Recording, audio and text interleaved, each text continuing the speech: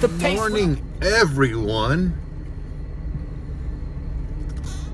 Oh, yeah, baby. Ooh. So, one of you guys had a really good idea for a video, and that is quarter wave.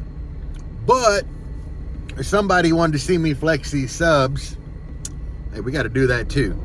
And keep in mind, these bad boys nowhere near broke in. I ain't been driving this thing much, and when I do, most time I'm talking to the wife on the phone, so I don't play it a whole lot. But yeah, let's do this.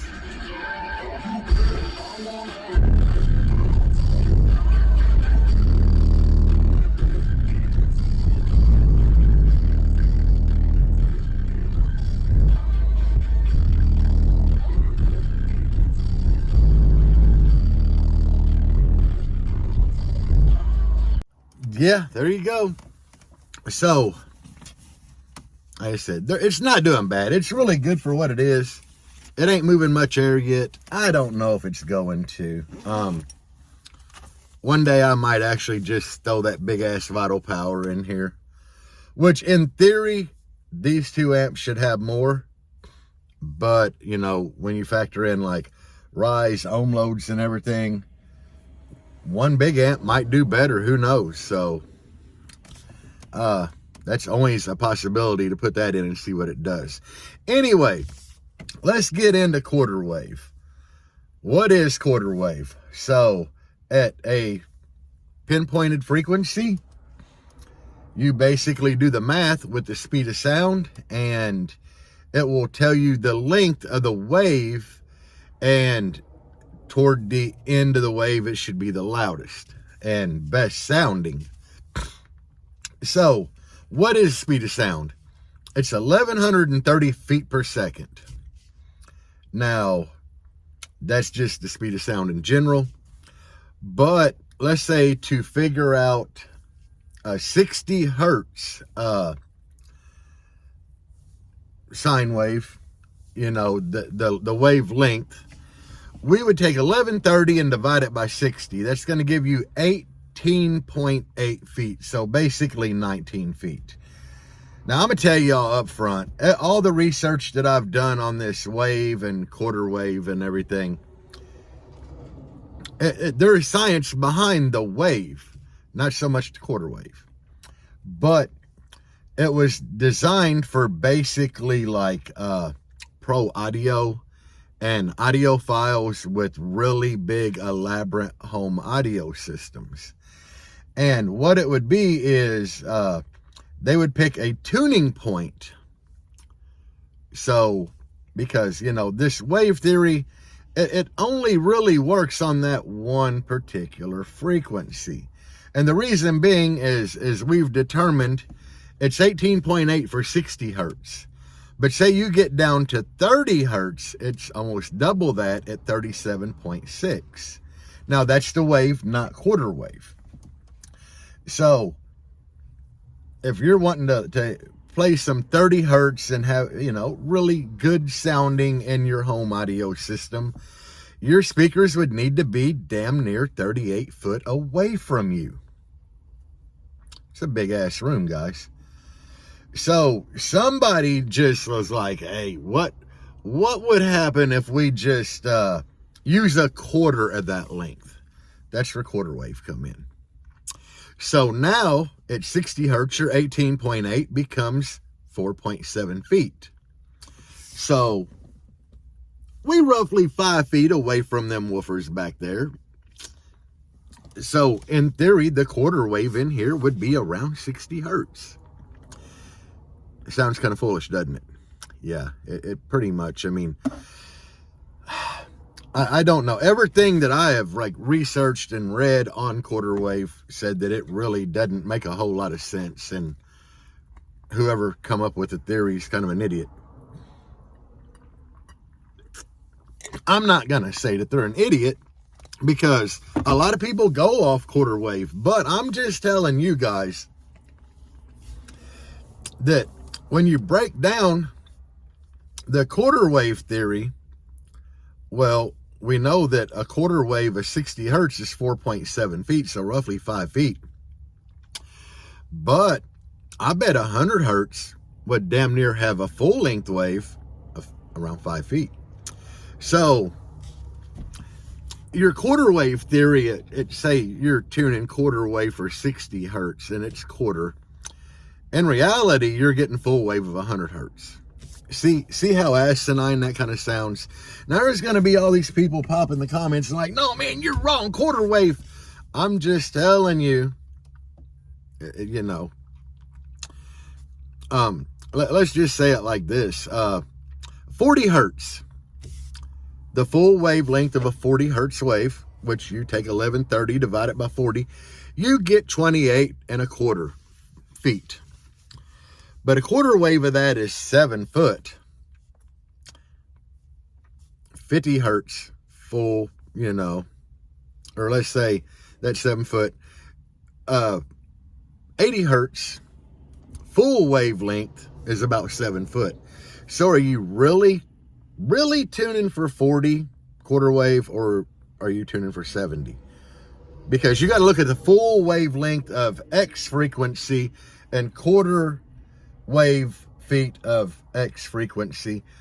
And even though you're like, oh, I'm tuning quarter wave to this, but the full length wave of a way higher frequency, the full length wave is where you're going to wind up at. And yes, the full wavelength, you know, you do the speed of sound divided by that frequency. Like I said, it was designed for like pro audio and audiophile rooms to kind of fill the room, get the best sound quality. But at the end of the day, you know, these guys aren't really tuning for 30 hertz.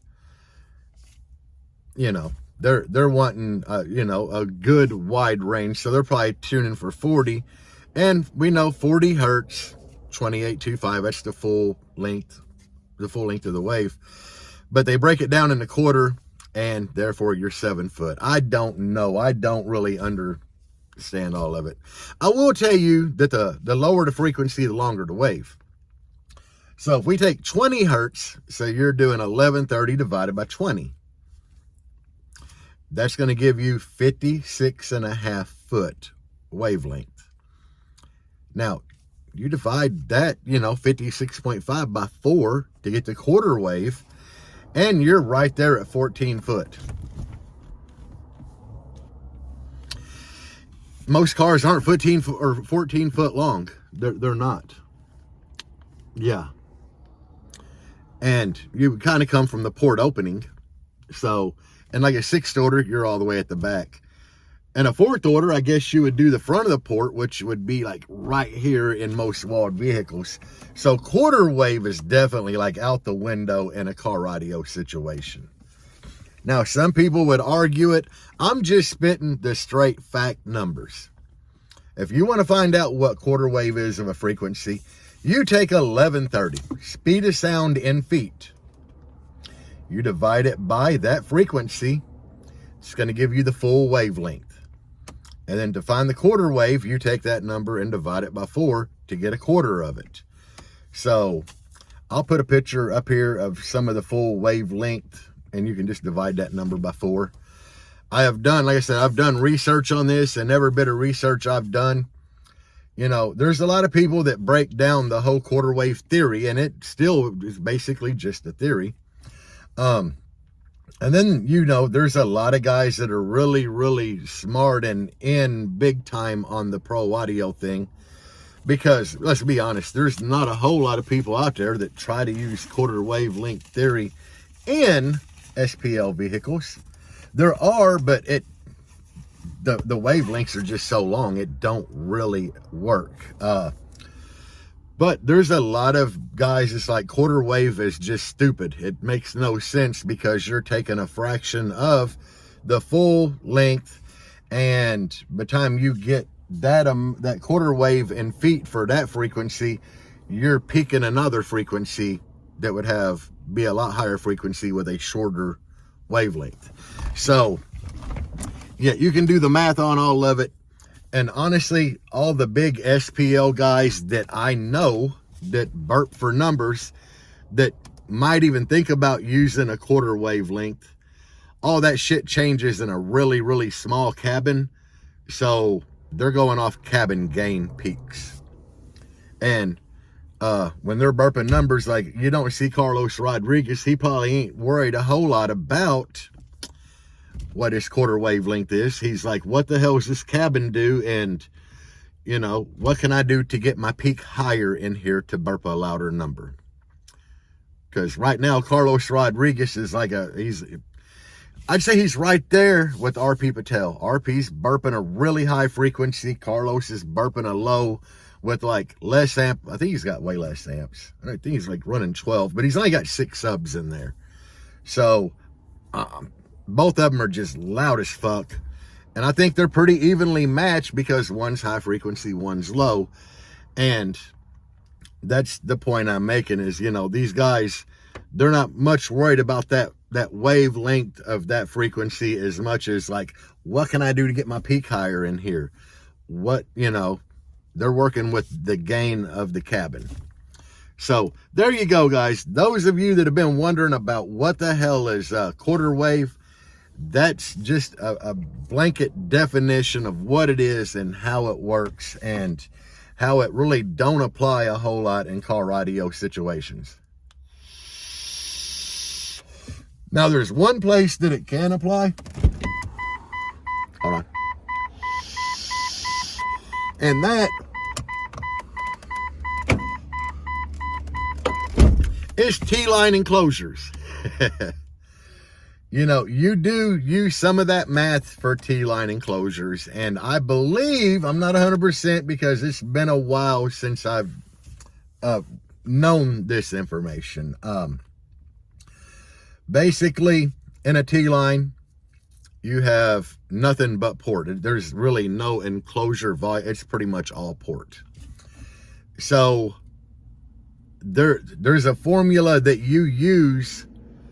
The speed of sound, your frequency, or not frequency, you use speed of sound and your actual cone dimensions.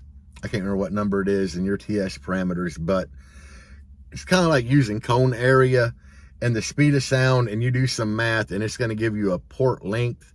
And the whole thing is like basically just port. It's why T-line enclosures have such a super long port, because the whole enclosure volume is basically port. So it's been a while, you know, because that'll tell you how big to make the port and how many square inches, I believe, is what your cone area calculates to. And like I said, you do some mathematics with the speed of sound, and that gives you your port length. It's pretty easy if you want to Google it to figure it out. And they work extremely well. I don't, however, think they use much of a quarter wave length in that design. It's more about actual cone area, not counting surround, but actual cone and opening and port length. And it's pretty much a really broad spectrum of tuning is what you wind up with. And because they play like really flat at most frequencies. But as far as quarter wavelength, I don't see a whole lot in here because we play lows, and my quarter wave or my full quarter wave in here ain't gonna calculate this shit. I mean, what did we determine from my notes? That it was like quarter wave in here would be 60 hertz. Just rough number off the top. These Jeep Cherokees, roughly 39 hertz is the cabin in here. Most people I know with a Cherokee, it's 39 hertz is the overall like cabin frequency. My quarter wave would be 60 hertz, roughly 5 foot away from the woofers back there. That's quarter wave. But we've also determined that full wavelength is 100 hertz. Now that neither one of them numbers actually, and which just kind of proves the quarter wave theory is kind of bullshit, because neither one of them numbers are gonna work with the frequency of my cabin. Now we tuned that old enclosure back there to a good old 27 hertz, so that we're gonna round that up to 30, guys. So The wavelength for 30 hertz is 37.6. It's somewhere in that field back there. But let's just go ahead and break it down to quarter, which is 9.41, roughly 9.5. Yeah, that's still somewhere behind the vehicle. So, quarter wave. Y'all can argue in the comments all you want to. I'm just fitting the actual numbers, you know, for quarter wave and what this Jeep's resonant frequency is in the cabin, which most of these Cherokee likes 39 hertz. What my enclosure tuning is. What does that tell us? That if I wanted this Jeep to be loud as shit, I could just keep raising the tuning on my enclosure to where the enclosure itself peaks right around 39 hertz to make this bitch do a hell of a number. But we don't do that. 39 hertz is pretty much mid-bass. We play lows, guys. So anyway, I hope y'all enjoy this video. It's something different because you know, I haven't talked about quarter wave on here, and one of y'all recommended it, and I'm like, hell yeah, that would be pretty good to do. And I actually did, you know, I had knew it for some of the basics of it for a minute, but this morning I actually sit down and I went to Google. I wasn't watching other people's videos as much as I was reading in forums and, you know, websites dedicated to this shit. So anyway, it's a rainy Wednesday morning here. It's been raining for days. Update on Jangalang. That bitch went a couple days rain free. And then I decided to play some shit in like 7 to 20 hertz. Yeah, Redbeard rebase you the man. But I played it quite a bit the other day. I drove it to work like 3 days in a row, and I beat the shit out that thing. I gave a demo and all kind of stuff. Now we're leaking water again. But this time it's driver's side kick. These Cherokees, the cowl behind the hood, you know, which are wiper rod arms and shit that make your wipers work. There's a water intake in there on the passenger side. It ain't water intake, actually, it's air intake for your heating air to blow fresh air from outside. That's irrelevant. But in that cowl on each side, there is a drain, and they usually get plugged up and people just get water in their floors. So I used to mud mine all the time. I keep blowing that shit out because that was a problem until I cleared them drains out. And it'll drain like right in the outer, or yeah, in the wheel well. But mine are clear. The problem is I blew a plug out. Like where the water drains right below it, like passenger side, is your antenna wire coming in with a big plug. And there's a few holes there that have plugs in them for miscellaneous options that these things could have had. Well, on the driver's side of Jangalang, there's a couple plugs, and I looked this morning because it's still raining, and I was like, where's the water coming in? Oh yeah, I can see a wet streak running right through there. So yeah, I look and I'm gonna stick my finger in there, the plug's gone. So basically we fixed a lot of issues, and it held more pressure, and the pressure had to escape somewhere. And it would be that plug is gone. Anyway, guys, that's an easy fix. It's not as bad as the roof or a windshield channel, so we're all good. I'm getting the hell out of here and going to work, guys. I hope y'all have a beautiful, what's today, Wednesday? Yeah, it's Wednesday. I hope y'all have a beautiful Wednesday. It's rainy as shit here, and it's supposed to rain for like the next week, so screw all this. Peace out, guys, and as always, bass.